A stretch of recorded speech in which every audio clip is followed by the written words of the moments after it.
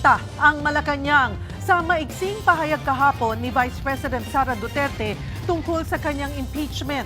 Ipinakita pa ng palasyo kung saang tula hinugot ng bise ang kanyang sinabi.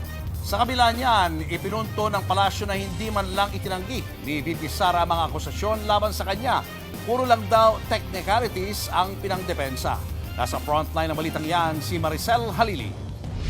In this bloodbath and bludgeoning,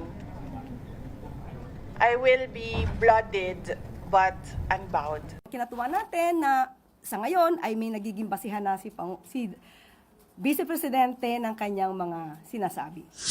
Nakangiting ipinakita sa media ni Palace Press Officer Claire Castro ang pahayag kahapon ni Vice President Sara Duterte. Sabi ng palasyo, ang linyahan kahapon ng bise tungkol sa kanyang impeachment, hango sa tulang invictus ni William Ernest Henley.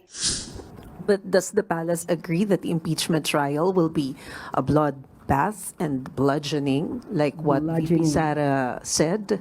Katulad na sa sinabi sa Invictus, kung yun po ang kanyang iniisip at kanyang opinion ay hindi naman natin na siya mapapahinto sa kanyang pagsasalita patungkol dito.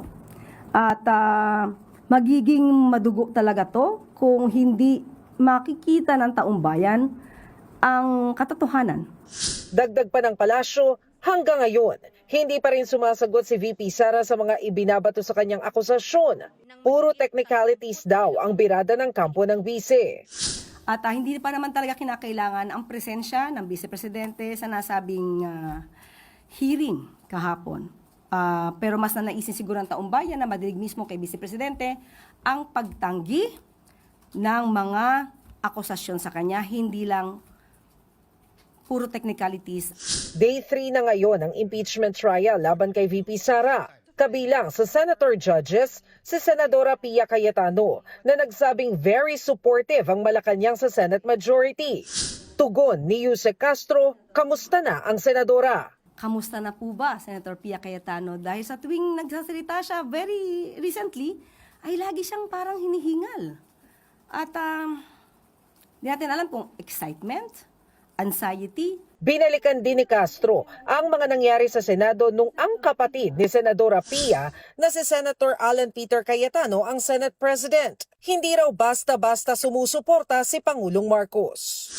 So di naman po niya susuportahan ang desisyon ng majority kung ito ay mayroong pag-uutos para sa isang lock and load order, ang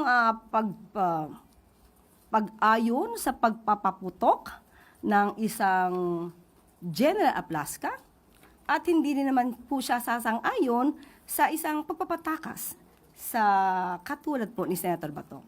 Mga gawain malamang na mayorya pero hindi po yan sasang-ayunan ng Pangulo. So basta tama lang po at naaayon sa batas, naaayon sa proseso, na naaayon sa jurisprudence, yan naman po ay susuportahan ng Pangulo. Nagbabalita mula sa Frontline, Maricel Halili, News 5. Mga kapatid, Cheryl Cosing po. Maging maalam at may pakialam sa mga napapanahong issue at headlines. Mag-follow at mag-subscribe na sa social media pages ng News 5.